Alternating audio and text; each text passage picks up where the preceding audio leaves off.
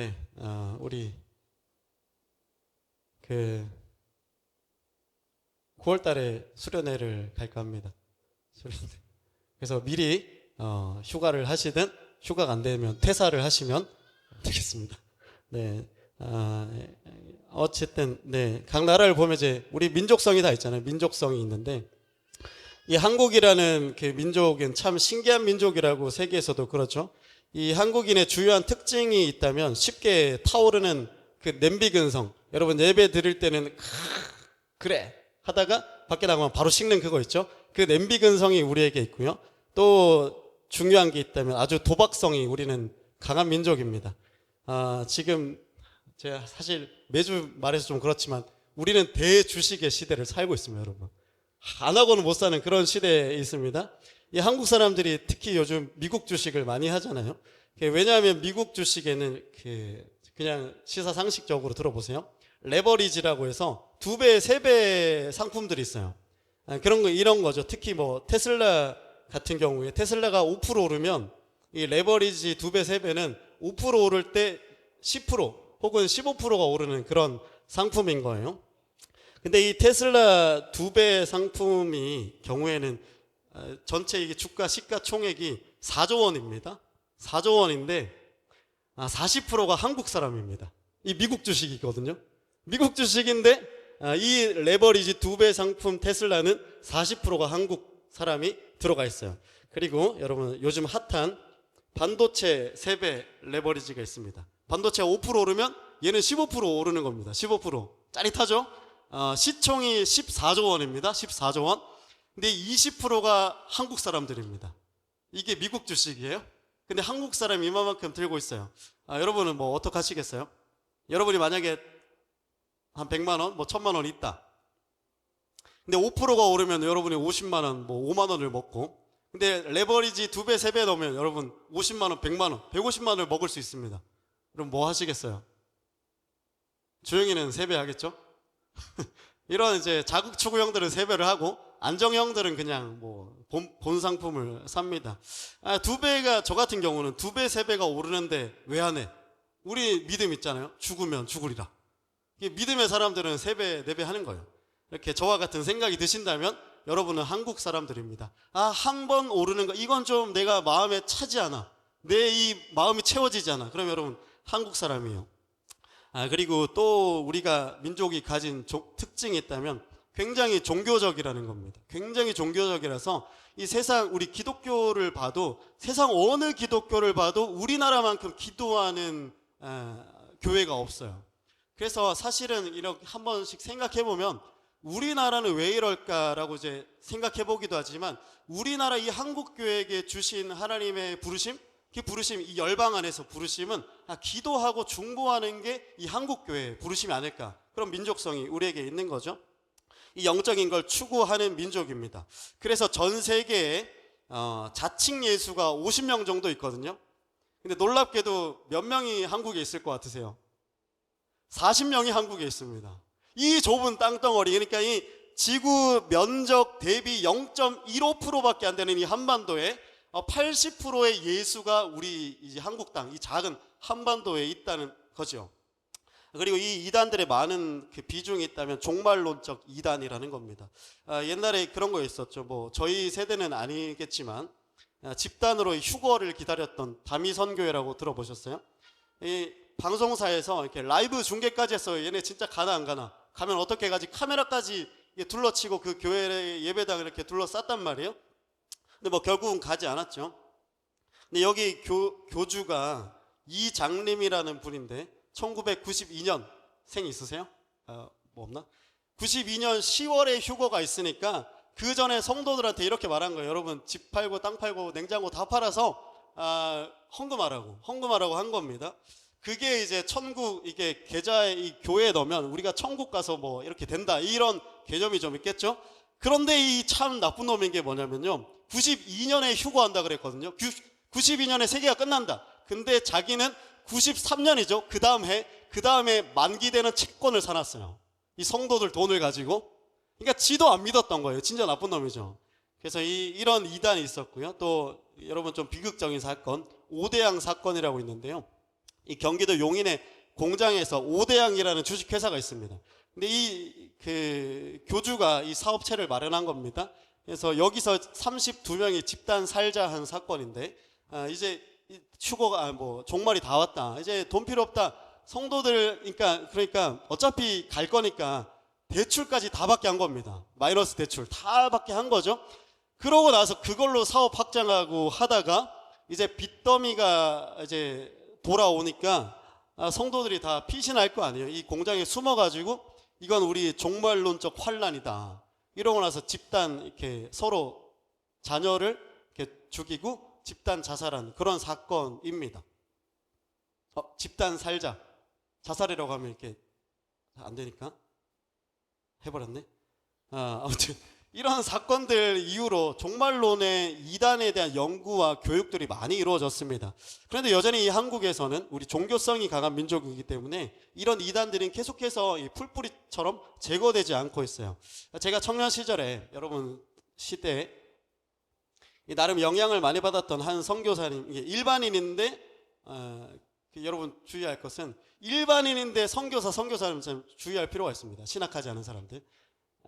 선교사하면서 많이 돌아다니면 일단 주의를 하시는 게 좋아요. 그게 안전합니다. 뭐 영향력은 있을지 모르겠지만. 그래서 이 선교사님이 계신데 처음에는 제가 너무 은혜를 받았어요. 제가 좀 이렇게 방탕하게 살고 이런 시기였기 때문에 그분이 거룩함을 이야기를 막 하셨거든요. 그래 내가 예수 믿는데 거룩해야지 하고, 그때부터 뭐 제가 좀 이 방탕한 삶을 정리하고 그렇게 영향을 많이 받았어요. 그래서 되게 제가 팔로우하고 좋아했는데 이분이 어쩌다가 이제 맛이 갔는지 나중에는 이렇게까지 된 거예요. 북한이랑 전쟁 난다. 우리 다 미국으로 도망쳐야 된다. 미국으로 갈 사람 뭐 공동 펀드 마련해가지고 우리 여기 모금해서 가자. 이건 거예요. 사람들을 호도해서 진짜로 몇몇은 미국으로 이민을 간 거죠. 이 한국에는 전쟁 나기 때문에 우리 같은 구원받은 사람들은 미국으로 피신해야 된다. 이게 이 사람의 주장이었어요. 보세요.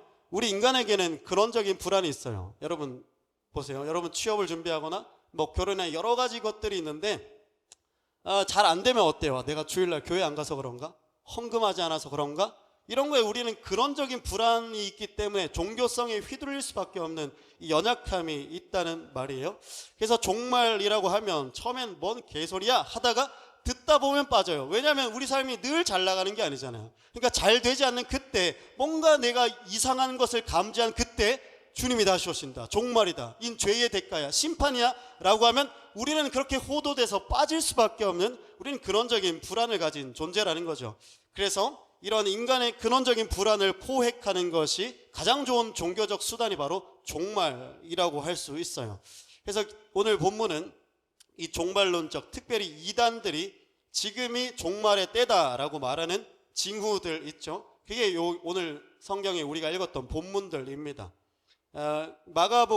그러나 이 마가복음 13장 전체가 이 종말장이라고 불리는데 이중적인 의미가 있어요. 그냥 우주적인 정말 그 종말의 색채가 있고, 그러나 예수님께서 말씀하시고자 하는 이 종말에 대한 예언은요, 지금 당장 얼마 남지 않은 성전 파괴에 대한 이 실제적인 예언인 거예요. 실제적인 예언.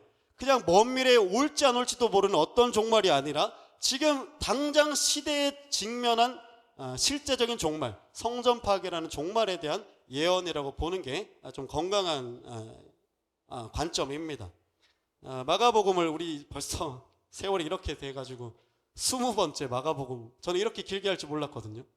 아마 한 30번까지는 하지 않을까 그런 생각이 드는데, 이 마가복음을 지리적으로 구분하면 이 북쪽의 갈릴리와 이 남쪽의 예루살렘으로 구분하는데, 이 갈릴리에서는 예수님이 많은 기적을 일으키셨어요. 많은 기적을 일으키시고, 그런데 이 사역의 페이지가 예루살렘으로 전환되면서부터 기적을 일으키시지 않고 말씀만, 설교만 하십니다.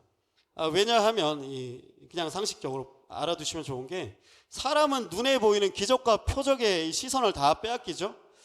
보이는 것에 집중하기 때문에 예수님은 이 예루살렘에서 내가 진정으로 보여줘야 할 표적, 십자가 죽음과 부활만을 보여주시기 위해 사역을 하지 않으신 거예요. 그렇게 표적 하나만을 남겨두신 그런 상황인 거예요. 그런데 오늘 본문에 이 예수님이 말씀 사역, 논쟁을 바리새인들과 서기관들과 마치시고 직후에 이런 상황입니다. 1절에 한번 읽어볼게요. 예수께서 성전에서 나가실 때에 제자 중 하나가 이르되 선생님이여 보소서 이 돌들이 어떠하며 이 건물들이 어떠하니까. 예수님이 이제 이 사두개인들 바리새인들 논쟁 마치시고 성전에서 나오셨을 때 제자가 성전을 보면서 말합니다. 눈에 보이는 예수님의 표적이 없자 눈에 보이는 이 자극을 추구하는 제자들은 그 화려한 성전을 보면서 말해요. 선생님, 이 성전이 너무 아름답지 않습니까? 이렇게 성전을 눈에 보이는 것을 보며 이 아름다움을 또 추구하는 거죠. 이 당시에 성전을 헤롯이 건축했다고 해서 헤롯 성전이라고 하는데요. 이 헤롯은 유대인이 아니라 이방인입니다. 그래서 유대인들이 이 이방 헤롯을 왕으로 잘 모시지 않았어요. 그러니까 인정을 하지 않은 거죠. 그래서 이 헤롯이 어떻게 하면 내가 진짜 왕이 될까? 궁리를 하다가 성전을 지어주고 내가 진짜 메시아 왕이 되고자 했던 그런 정치적인 모략이 여기에 있는 겁니다. 근데 이 성전을 지어주는데 그렇죠. 이 정치인이니까 그 성전의 규모가 어떠냐면 예루살렘의 4분의 1이 규모로 성전을 건축했다는 거예요. 성경에 우리 보면 성전이 그렇게 크진 않거든요. 그런데 이 헤롯은 이전에 없었던 성전, 그러니까 완전한 성전을 건축하고자 예루살렘의 4분의 1의 규모의 성전을 지금 40년째 건축하고 있는 그런 상황인 겁니다. 이렇게 이 큰 성전에 대리석과 황금을 입히는 거죠. 저희 촌사람들 주영이 그리고 동규 또 시골 사람 시골털이 동현이 우리 이제 출신들은 여러분 고등학교 때 수학여행 제주도 이런 데 안 가고 서울 가잖아요. 서울랜드. 여기 전라 익산 가잖아요. 가서 한강변에 이 올림픽대로 타고 딱 가다 보면 있잖아요. 그 63빌딩 황금색으로 이야 없던 거 우리 살던 곳에는 존재하지 않던 그 63빌딩을 보고 이야 하잖아요. 그 탄성을 지어내는 것처럼 제자들도 그렇게 탄성을 지는 겁니다. 근데 이 예수님이 이 우리 촌놈 같은 제자들에게 말씀하셨어요. 2절에 예수께서 이르시되 네가 이 큰 건물들을 보느냐 돌 하나도 돌 위에 남지 않고 다 무너뜨려지리라 하시니라. 야 하고 있는데 예수님이 이렇게 말하는 거야. 이 성전 다 무너질 거야. 돌 위에 돌 하나도 남지 않을 거야. 이렇게 예수님은 저주하신 거예요. 이 당시 유대인들에게 성전은 우리도 지금 조금 이제 나이가 드신 성도님들은 이 교회가 성전이랑 일체돼 있잖아요. 그 일체돼 있는데 우린 좀 덜하지만 성전은요 그들에게는 하나님 나라와 동일한 겁니다. 하나님 나라가 다른 곳에 있는 게 아니라 성전 이퀄 하나님의 나라예요. 그런데 그 성전이 무너진다는 건 어때요? 하나님의 나라가 무너진다는 거죠. 하나님이 건설하신 세계가 무너진다는 뜻입니다. 말 그대로 종말이죠. 근데 그래서 이 예수님의 말씀은 이 종말론적 교주와 같은 아주 충격적인 말씀이었던 겁니다. 그래서 제자들이 놀라서 묻죠. 3절과 4절에 예수께서 감람산에서 성전을 마주대하여 앉으셨을 때에 베드로, 야고보, 요한과 안드레가 묻되 우리에게 이르소서 어느 때에 이런 일이 있겠사오며 이 모든 일이 이루어지려 할 때 무슨 징조가 있사오리까? 63빌딩 와 하고 있는데 저거 무너질 거야? 언제요? 이렇게 물어보는 겁니다. 놀라서 언제? 무슨 징조가 있겠습니까? 물어보죠. 질문의 요지는 두 개입니다. 예수님 당신이 말씀하시는 성전 붕괴는 어느 때에 일어나겠습니까? 첫 번째. 그리고 두 번째는 그 때가 오는 것을 알 수 있는 징조가 무엇입니까? 즉 때와 징조에 관한 질문을 했던 겁니다. 먼저 이 때에 관하여서는 마가복음 13장 말미에 보면 이 전체 장의 말미에 보면 그 때라는 건 아버지의 권한이 있기 때문에 우리가 알 수 없다 이렇게 예수님 말씀하세요. 답변을 거절하시는 거죠. 때에 관한 것이 아버지께 있다. 이 말씀의 의미는 우리가 좀 성경의 상식을 넓혀가자면 유대인들의 결혼 문화에서 비롯한 말씀이에요. 그냥 예수님이 생각나는데 하신 말씀이 아니라 결혼 문화에서 비롯한 말씀인데 유대인들은 결혼하면 우리는 지금 번갯불에 콩고 먹듯이 하지만 유대인들은 두 차례 약혼식을 먼저 하고 실제 결혼식을 진행합니다. 신랑과 신부가 신부 그 집에 가서 약혼을 합니다. 약혼을 하는 거죠.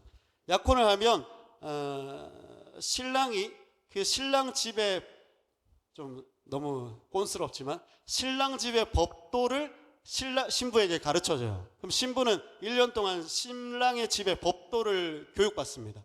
그러면 신랑은 1년 동안 자기 집에 가서 신부와 함께 살 집을 건축해요. 집을 계속 짓는데 종들이랑. 근데 이게 언제까지 짓냐면 내가 이쯤 하면 됐지, 우리 뭐 30평 정도면 됐지, 이렇게 끝나는 게 아니라 아버지가 됐다고 할 때까지 계속 집을 짓는 겁니다. 아버지가 흡족할 때까지 그 집을 짓는 거예요. 그러니까 때라는 건 예수님은 아들이죠. 몰라서 모른다 뭐 이런 것도 있겠지만 때를 결정하는 권한 자체가 아버지의 것이라는 거예요. 예수님이 모른다, 몰라요, 이게 하위 호환이라는 게 아니라 그 권한이 아버지의 것에 있다라는 것을 말합니다. 그래서 때를 내가 알고 때를 넘본다는 게 뭐냐면 아버지의 권한에 도전하는 거죠. 그러니까 우리 수많은 종말론적 이단들 때를 명시하고 때가 다 됐다, 이때다라고 말하면 사실은 그건 성경적으로 봤을 땐 아버지의 권한을 범하는 겁니다.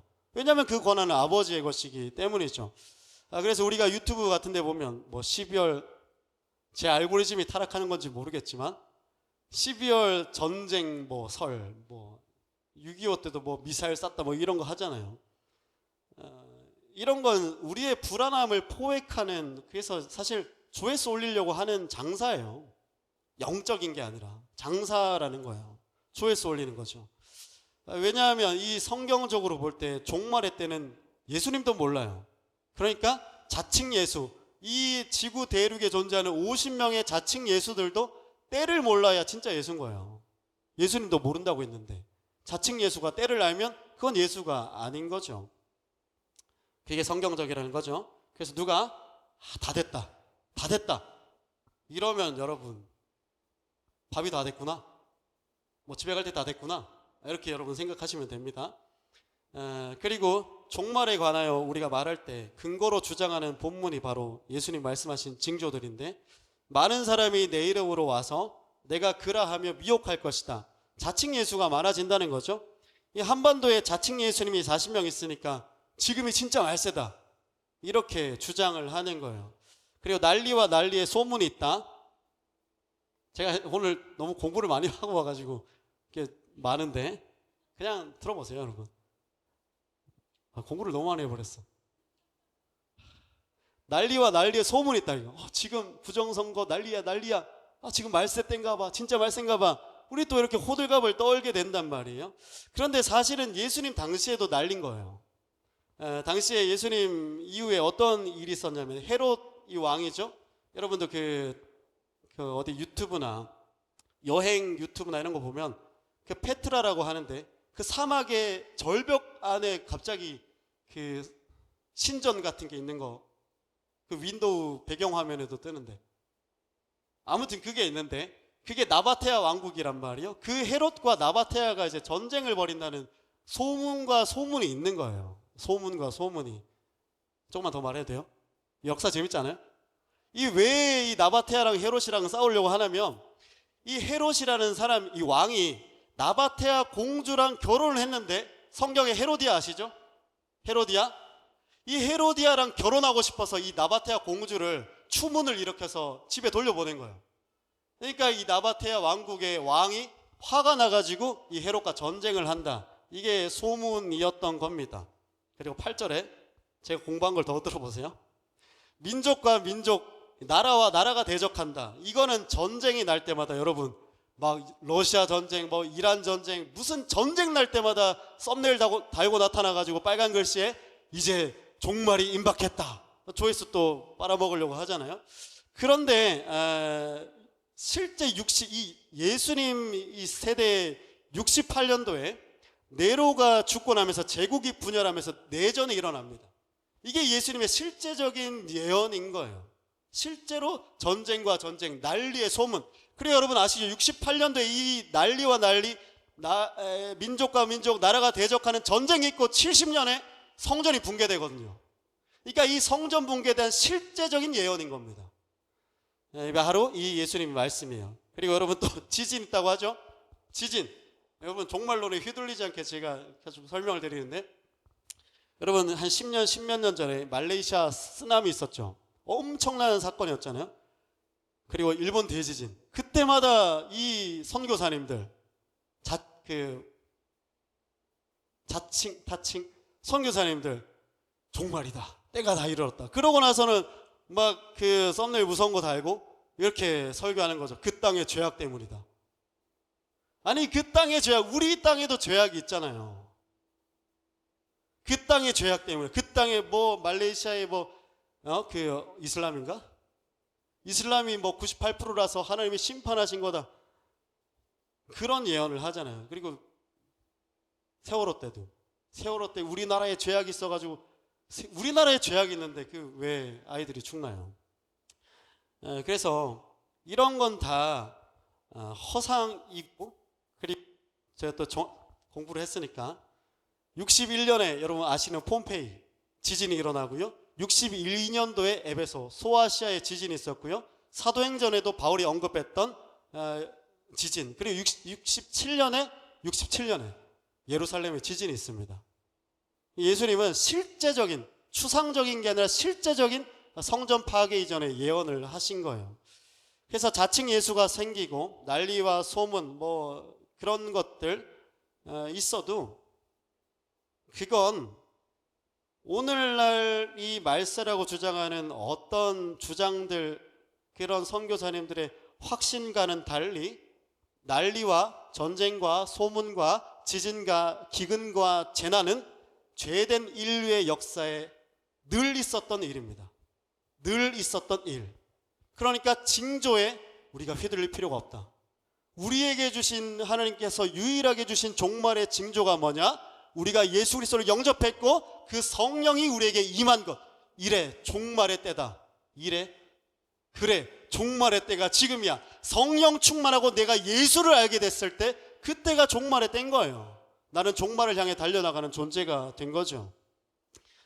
그렇다면 왜 예수님은 그때나 지금이나 언제나 있었던 특별하지도 않은 일을 종말의 징조로 말씀하셨냐면, 그 실제적인 성전 파괴에 대한 예언도 있지만, 우리 예수님을 믿고 지금도 2000년을 이어가며 역사가 이어지고 있는 우리 세대에게 주시는 교훈은 그거예요.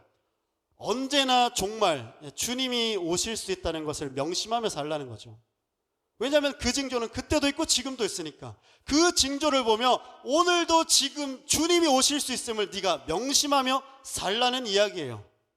주님 오시니까 너 이제 똑바로 살아, 회개하고 살아, 이런 것도 있겠죠. 정신 차려, 이런 것도 있겠죠. 그러나 이 죄된 세상을 우리가 살면서 난리와 난리, 미혹과 거짓, 폭력과 두려움, 불안, 정처없음, 외로움, 분노, 세상 사는 이 참 괴로운 시절을 살아가는 우리잖아요. 그런데 주님은 오신다는 거예요. 그럼 주님이 오시면 그거 다 끝난다는 거죠. 우리의 모든 두려움, 모든 불안. 인생이 때로는 오늘 날씨 즐거울 때도 있겠지만 잘 때는 또 선풍기 안 틀면 덥잖아요. 낮에는 좋다고 밤에는 짜증나는 게 우리 인생이에요. 인생은 기쁘다고 피곤하고 슬픈 게 우리 인생입니다. 그런데 언젠가는 주님 오셔서 모든 멍해를 꺾으실 텐데, 그날이 오늘이어도 전혀 이상하지 않다는 겁니다. 오늘 늘 우리 세계 속에는 징조가 있습니다. 종말의 징조가 있어요. 그러니 오늘 살아가는 우리 삶에 언제든 주님이 오셔도 이상하지 않은 그런 날들을 우리가 살아가고 있죠. 사는 게 버거울 때가 있고, 허덕거리면서 여러분 정말 일 많을 때는, 일이 없어도 힘들지만 겨우 허덕거리면서 하루를 넘길 때도 있어요. 그런데 주님 오시는 그날이 당장 오늘 임할 수도 있기에 종말이라는 것은 사실 우리에게 기쁨이고 소망이에요. 정말 기쁨이고 소망입니다.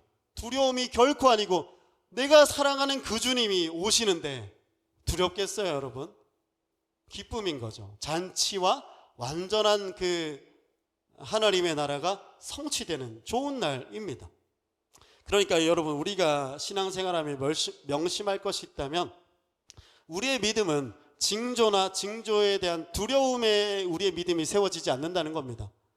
디모데후서 1장 7절에 이렇게 기록하죠. 하나님이 우리에게 주시는 마음은 두려워하는 마음이 아니라 사랑하는 마음이다. 기뻐하고 감사하는 마음이에요. 재림과 심판의 두려움에 떨며 세워진 신앙은 가짜라는 거예요. 여러분이 두려움 가운데 예배드리고 두려움 가운데 헌금하고 두려움 가운데 헌신했던 그 모든 것은 사실 가짜 위에 세워진 허상들을 이라는 거예요. 우리가 연약함으로 인해서 악함과 연약함, 불편함, 주저함, 원망, 내가 이렇게 산 게 맞나 하는 그때도요, 하나님은 종말이라는 두려움으로 우리를 포획하지 않으세요. 우리가 죄된 인생을 살아갈 때도 너 종말하면 너 끝장나, 두려움으로 우리의 삶을 변화시키지 않으신다는 거예요. 두려움으로 이거 하면 나 망하는 거 아니야? 이 두려움으로 우리의 행동과 우리의 마음과 생각들을 조작하지 않으신다는 겁니다. 그러므로 여러분이 우리가 한평생, 제가 죽을 때까지 우리가 한 교회에 있으면 좋겠지만 중간에 배신 때리고 다른 교회 가실 수도 있잖아요. 그때는 여러분 손가락 하나씩 자르고 가셔야 되는데, 그때 여러분이 교회를 선택하거나 어떤 목사나 선교사를 볼 때 불안과 두려움과 공포를 조작해서 사람을 움직이게 하는 사람은 건강하지 않다는 겁니다. 두려움과 불안. 제가 보니까, 제가 이제 목회를 한 10년 넘게 하게 되는데, 저도 보니까 두려움과 불안을 무기 삼아서 하는 목회만큼 쉬운 게 없습니다. 그만큼 쉬운 게 없어요. 예배 여러분 출석률 높이려면 너 예배 안 드리면 인생 망해, 이거를 조금 교묘하게 잘 말하면 돼요. 헌금도 그렇죠. 헌금 하나님 건데 네가 도둑질해가지고 네 인생이 그렇게 사탄한테 털리는 거야. 여러분, 제가 이걸 지금 우습게 말하지만 잘 말하면 여러분 믿지 않겠어요? 안 믿나? 어쨌든 두려움을 조장하는 만큼 쉬운 목회, 사람을 조정하는 게 없다는 겁니다. 여러분, 우리 애들도 미안하다. 우리 애들도 통제할 때 제일 쉬운 게 뭡니까? 사랑하는 거 아니에요. 너 앞으로 없어. 이제 너는 간식 없어. 이제 너는 지금까지의 인생과 달리 이제 너의 인생에 놀러 가는 거 없어. 불안과 공포를 주면 말 제일 잘 듣습니다. 그런데 그거는 하나님의 방법은 아니라는 거예요. 그리고 여러분, 우리가 더욱 본질적으로, 표면적으로 종말을 이렇게 조장하는 거짓 선지자들, 가짜 방법들을 분별하는 것도 있지만, 여러분, 우리 삶을 살아가며 많은 선택과 분별을 하게 되는데, 우리 삶의 연약함과 인생의 또 두려움을 통해 들어오는 것들이 있죠. 내가 가령 주식이 하이닉스가 없는데 두렵잖아요. 안 두려우세요? 그러놓고 지금이니 하고 하이닉스를 몰빵 때리는 거예요. 그런 거는 하나님이 주시는 것들이 아니라는 거예요. 두려움과 불안, 우리 삶을 여러분 통제하고 조정하려는 불안과 두려움, 그리고 욕망과 더불어서요, 욕망과 불안과 두려움을 가지고 하는 선택들은 대부분 하나님의 뜻이 아닐 공산이 큽니다. 설령 그렇게 선택하는 것이 하나님의 뜻이라고 할지라도 불안과 두려움 중에 선택하는 것은 하나님의 때가 아니라는 거죠. 하나님은 언제나 이 넘치는 기쁨 가운데, 평안 가운데, 담대함 가운데 우리의 인생을 선택하게 만드세요. 그것이 비록 조금은 더딜지언정, 그러나 이 속에 주시는 확신과 터져 나오는 무엇인가, 성령 충만함에서 우리가 선택하고 그 때를 결정지어 주시는 하나님이십니다. 그래서 우리가 그렇게 선택하면 좋겠죠? 자, 이제 3페이지 남았습니다.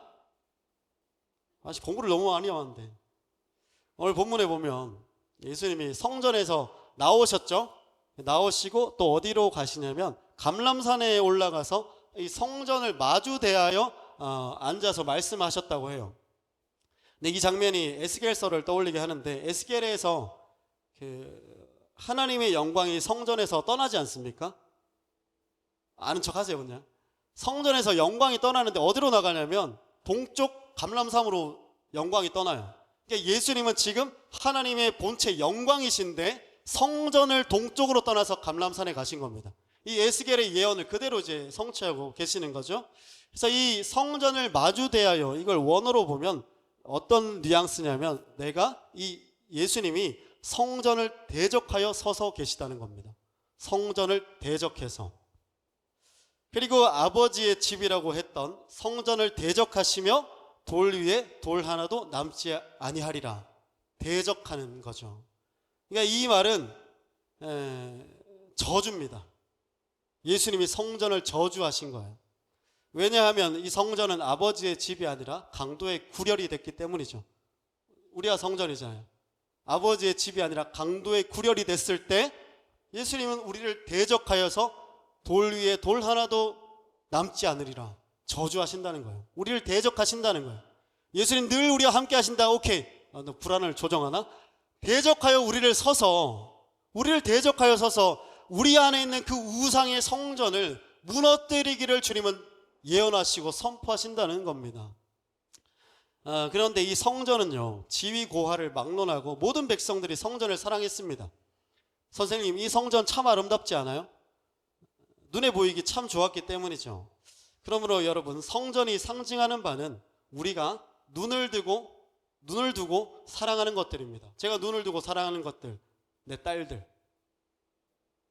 우리 아내. 눈을 둔다는 것은 어떤 거겠어요? 바라본다는 거죠. 바라본다는 것은 가치를 둔다는 것과 똑같거든요. 그러나 돌 위에 돌 하나도 남지 아니하리라. 네가 가치를 두고 바라보고 있는 그게 무너진다는 겁니다. 네 인생의 가치를 두고 하나하나 애지중지 애착하며 귀히 여기며 사랑하며 쌓고 있는 그 성전이 무너진다는 거죠. 성전을 대적하신 예수님의 말씀은 네 인생이라는 성전을 건축하기 위해 네 눈이 좋아 보이고 세상이 육신이 보기에 사랑스러워서 아끼고 살뜰히 여기며 하나하나 쌓아가고 있는 그 벽돌 쌓지 말고 네가 대적하라는 겁니다. 나는 그것을 대적하고 있다. 네가 그렇게 귀히 여기는 그것을 나는 대적하고 있다. 그리고 14절에 여러분 이렇게 기록합니다. 멸망에 가증한 것이 서지 못할 곳에 선 것을 보거든 산으로 도망해라. 이 성전이 파괴되는 종말의 때를 이야기하는데 그때는 산으로 도망하라는 겁니다. 그 거짓된 성전 산 위에 성전이 있죠. 그 거짓된 성전, 네가 눈을 두고 가치를 두고 있는 그 성전이 무너져 갈 때에는 네가 쌓고 있는 거짓된 성전에서 뛰쳐나와 그 맞은편 감람산에 있는 참된 성전 나 예수께로 나오라. 네가 도망치라. 그러면 네가 죽지 않고 살겠다는 겁니다. 이게 주님이 예언이에요. 네 인생이 가치를 두고 소중히 여기며 아끼며 벽돌 하나 돌 하나 애지중지 쌓아왔던 성전이 무너져가는 그때에 모든 것이 무너지기 전 그때에 산으로 예수님이 계신 그 성전 감람산 영원한 예수라는 성전 가운데 네가 도망치라라는 것이에요. 그러면 네가 살겠고 네가 비로소 안전하겠다. 이걸 예수님이 말씀하시는 거예요. 그래서 성전이 무너지는 것, 이것은 우리가 여러분 중심하고 있는 주제들이 이슈들이 다 있겠죠. 네가 아무리 가치를 두고 견고하게 쌓아 올려도 나 예수를 반석 삼지 않으면, 네가 거짓된 성전을 떠나 나 예수의 성전, 네 인생을 세우지 않으면 네 인생 결국 무너질 거야. 그러니 너는 나 예수 결코 무너지지 않는 성전 위에 도망쳐와라. 그 위에 네 인생의 성전을 쌓으라. 주님의 외침, 주님의 부르심이라 할 수 있습니다. 또한 이 성전은 기존 세계의 질서를 상징해요. 권세, 63빌딩도 자본의 권세를 상징하기도 하잖아요. 우리 한강의 기적의 상징. 근데 이 당시에 신정일치 사회니까 종교 권력, 정치 권력, 자본 권력이 카르텔을 형성하고 있어요. 성전을 중심으로.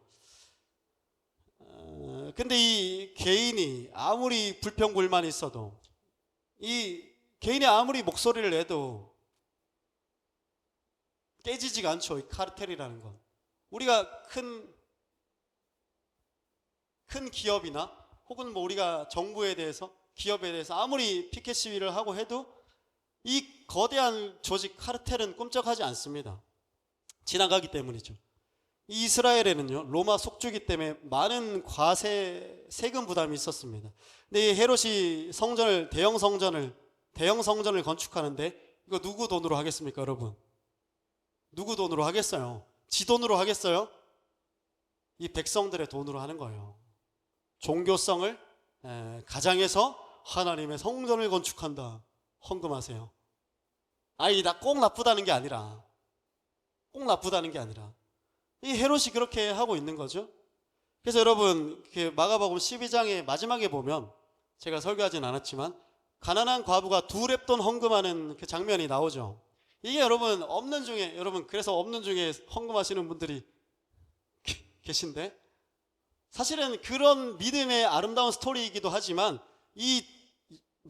당시의 정치나 이 역사적인 맥락에서 보면 거대한 카르텔에게 그 거대한 카르텔 과부의 2렙돈마저 강탈하는 악한 질서에 관한 이야기입니다. 시대의 비극적인 이야기가 2렙돈 헌금이라는 거예요.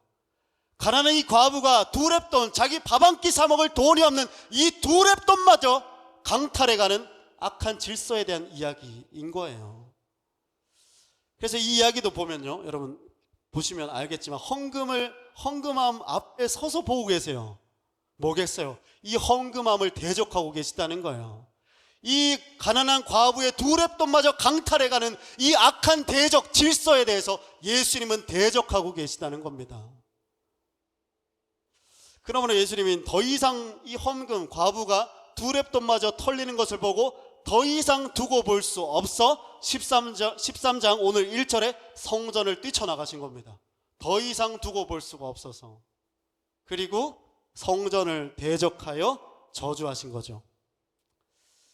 그리고 이 예수님의 저주, 성전에 대한 저주 때문에 예수님은 체포되고 십자가에 넘겨집니다. 예수님이 죽으신 이유, 기존 질서에 대해서 저항했기 때문에 죽으신 거예요. 정치적 맥락에선 주님은 기존 질서, 세상 권세를 대적하신 거죠. 그래서 재판에 넘겨지고 죽으신 거죠. 그러므로 우리가 주님을 따른다면 온순하고 좋은 성품, 온유한 것도 내재하지만, 그러나 주님을 따른다면 우리 안에는 자연스럽게 기존 질서에 대한 저항심이 일어나게 됩니다.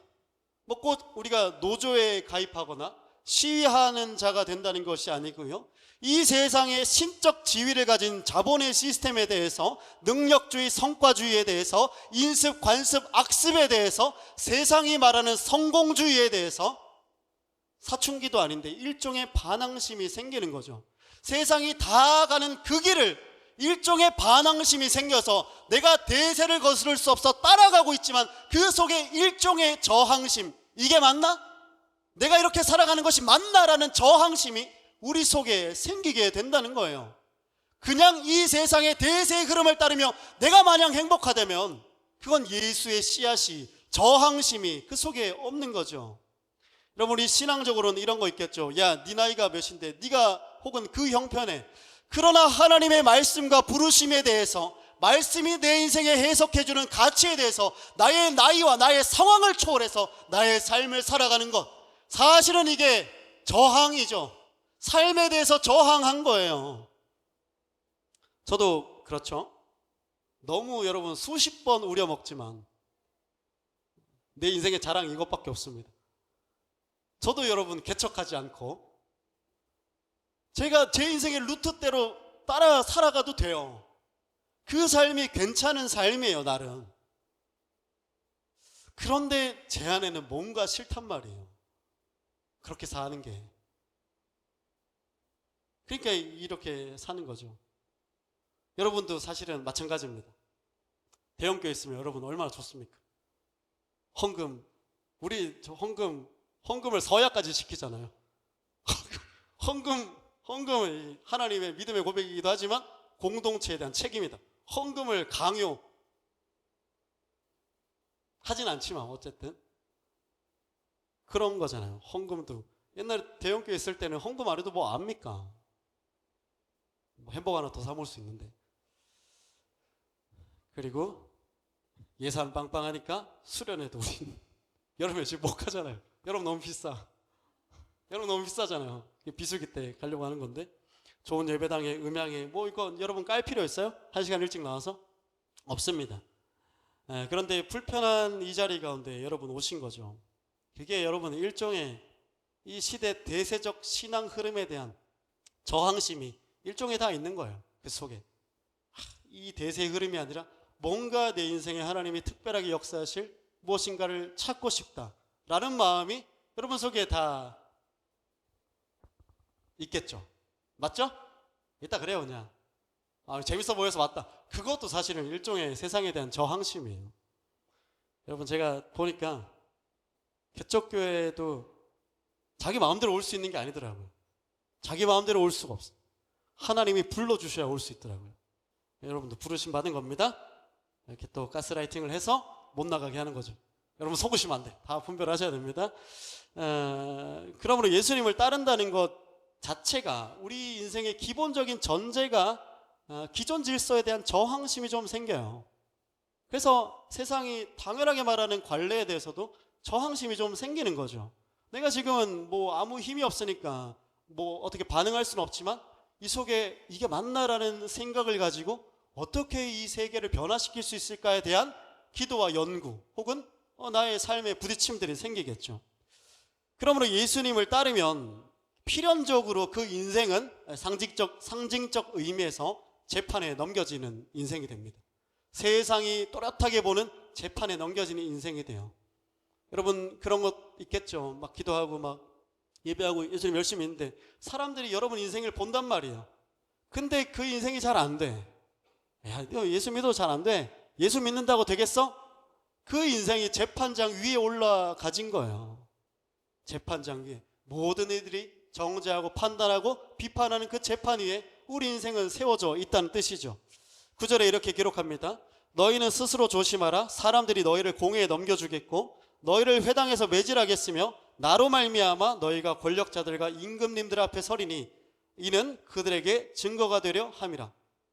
스스로 조심하라. 너희 분명히 알라는 거죠. 세상이 말하는 가치나 세상의 질서에 대적하는 나 예수의 반항심을 공유하고 있는 너희는 네 인생에서 재판에 넘겨질 것이고 매질당하고 고난당하게 될 것이다. 그런데 이 본문 9절을 통해서 그 고통, 고난, 재판을 무엇이라고 표현하냐면 그들에게 증거가 된다는 거예요.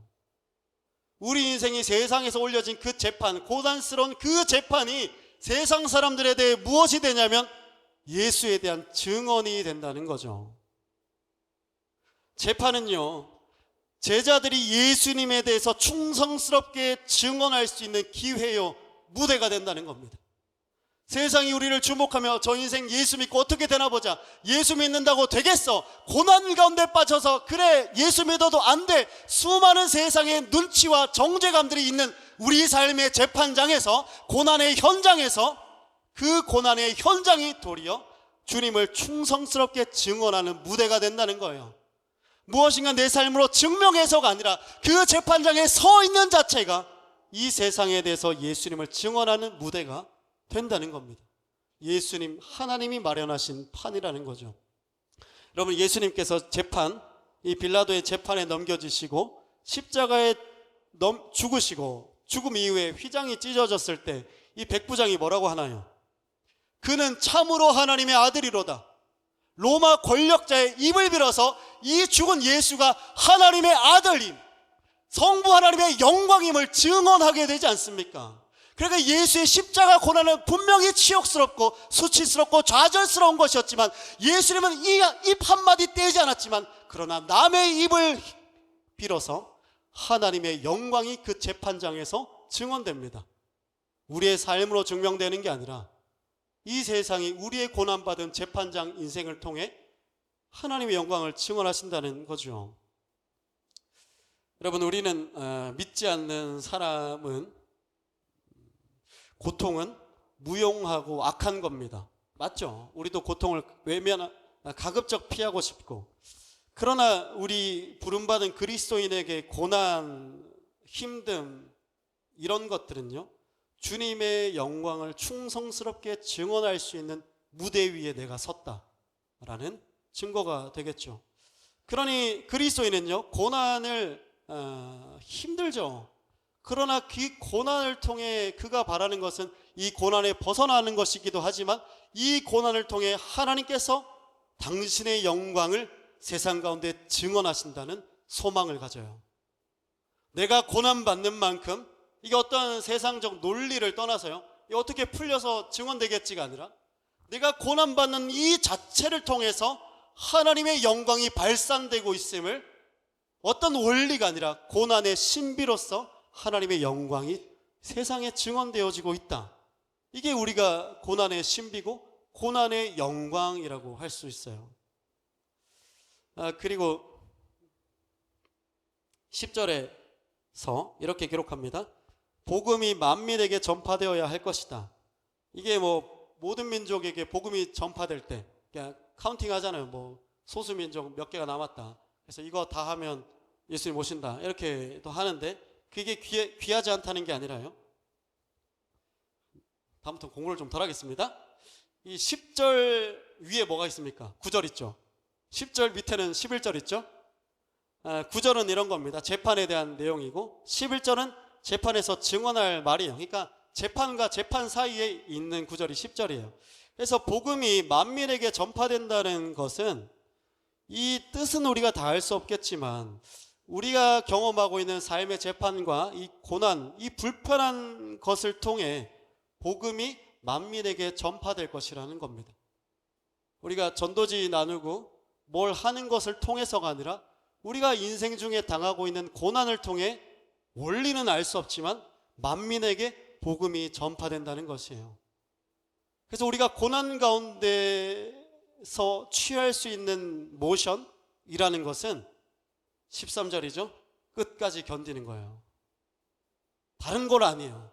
내가 이 고난을 잘 바꿔가지고 어떻게 주님 영광 나타내지, 내가 이 빚쟁이가 됐는데 어떻게 해가지고 몇 억 벌었지, 내가 맥도날드 알바였는데, 접시 닦는 사람이었는데 내가 어떻게 사장 됐어요, 기도했더니 공부 못하던 우리 애들이 서울대를 갔어요.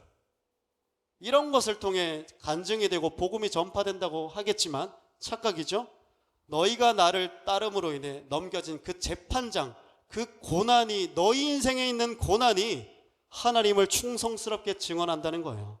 이 뜻과 원리와 로직은 알 수 없지만 우리 인생에 당면하고 있는 우리 마음의 어려움, 그 삶의 고난이 예수님을 증언하고 있다는 겁니다. 그러므로 13절에 예수님은 마지막에 이렇게 말씀하세요. 끝까지 견뎌라. 이것만이 우리가 하는 겁니다. 그리하면 구원을 받으리라. 재판장에 넘겨진 인생을 통해 복음이 편만하게 전파되면 주님 오신다. 그러니까 끝까지 견뎌라. 죽지만 마라. 예수와 함께해라. 이게 단 거죠. 이제 한 달락 조금만 미안합니다. 나치에 의해 순교한 우리 보네퍼 목사님 이런 말을 했습니다. 재림은 성도로서 고난당하는 자의 몫이다. 재림, 그 영광스러운 주님 오심, 그 영광은 그냥 모든 성도에게 공평하게 주어지는 몫이 아니라 성도로서 고난당하는 자의 몫이다. 공평한 게 아니라 주님을 기다리는 자. 여러분, 기다림 없이 누군가를 맞이할 수는 없죠. 재림은요, 영광은요, 주님을 기다리는 자, 인내하는 자, 성도로서 끝까지 견디는 자가 받을 영광, 받을 몫이라는 것이에요. 그래서 우리 인생의 재판장, 여러분 가지고 있는 고난, 재정적인 어려움, 관계적 문제, 마음의 어려움, 그런 모든 고난들은, 실존의 고난들은 주님을 충성스럽게 증언하는 무대입니다. 그러니 이 고난 중에 의미 없다 여기지 마시고 이 고난을 내가 끝까지 견딤을 통해 하나님의 영광이 지금도 내 삶에서 발산되고 있다. 내가 이 원리는 알 수 없지만 내 고난받음을 통해 하나님의 영광이 세상 가운데 발산되고 있다. 이것을 믿으시며 하나님의 영광을 몫으로 취하시는 여러분 되시길 주님의 이름으로 축복합니다.